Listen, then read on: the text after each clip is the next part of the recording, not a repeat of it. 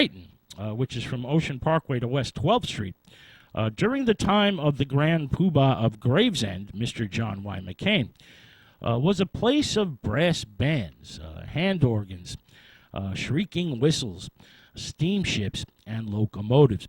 The Culver Line, a railroad that ran from Prospect Park to Coney Island, and steamships from Manhattan to Bay Ridge, with a transfer to the Sea Beach Railroad, brought thousands upon thousands to McCain's territory, now nicknamed Sodom by the Sea. The West Brighton beachfront was cut up into tiny plots with sheds, shanties, tents, platforms, and pavilions. The wonders of the age included a 300-foot iron tower, the famous Elephant Hotel, and Feltman's Ocean Pavilion, which was an ever-expanding restaurant and entertainment center that catered to the middle-class family crowd. Now, most of the people living on the west side of the island worked for the German.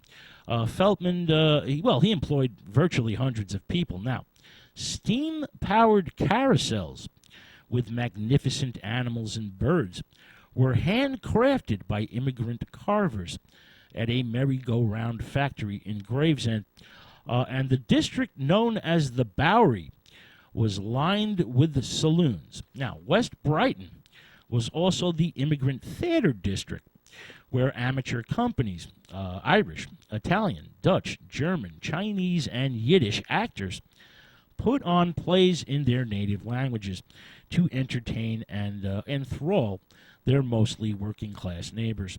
The Yiddish theater was the most professional and sophisticated, often staging, historical spectacles of ancient prophets and kings.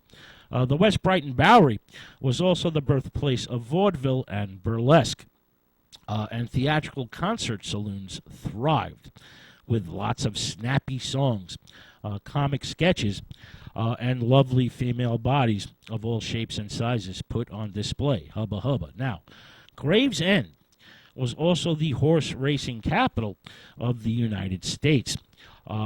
Sports lovers from all over came down to watch the sport of kings.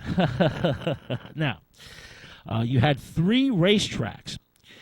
You had three racetracks: Brighton Beach, Coney Island, and Sheepshead Bay. Now, the Brighton Beach Fairgrounds was built in 1879. The Sheepshead Bay racetrack was erected the following year in 1880, and the Gravesend Jockey Club track sprang up in 1886. Now, prize fighting, boxing, was also a major draw, with such fisticuff legends as John L. Sullivan and Gentleman Jim Corbett duking it out, pummeling their opponents into jelly for the pleasure of the masses. Now, other attractions in West Brighton included the rather expensive Raven Hall restaurant for the post-racing crowd, the Tillahue Surf House, lots of lobster, clams, mussels, and such at a very reasonable price, and the Cable Hotel, which probably had the finest wine cellar in all of Brooklyn. West Brighton also included Coney Island's first residential neighborhood, a neighborhood known as the Gut. The Gut occupied the space between what is now Seaside Asher Levy Park and Neptune Avenue, and from Ocean Parkway to West 8th Street. The Gut was occupied by poor African Americans who worked at the stables in the Brighton Beach racetrack, and blue-collar Irish and Italians who mostly worked for Feltman, the German. Now, they all lived on ramshackle shacks and bungalows, essentially fire traps, along the railroad tracks. The West Side was for the working class, pleasure seekers, people who slaved away in the factories and lived a life of toil and misery. A day off at Brighton was a godsend, and waves of people forgot their troubles for a day and enjoyed just about everything the West Side had to offer, and for a little while were ecstatic before having to return to their miserable slave labor lives. I mean, most people lived very miserable lives at this point in time.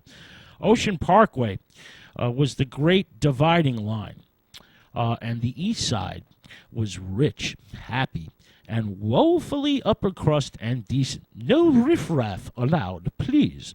Now, the dividing line, Ocean Parkway, was sealed off by a high fence, and Pinkerton detectives monitored the coaches and railways in order to keep the riffraff out. Now, the Pinkertons, the private detectives, the Pinkertons, and later John Y. McCain's private police force, and later still the 60th Precinct, checked IDs to confirm guest status at one of the three great mega hotels before anyone could proceed any further.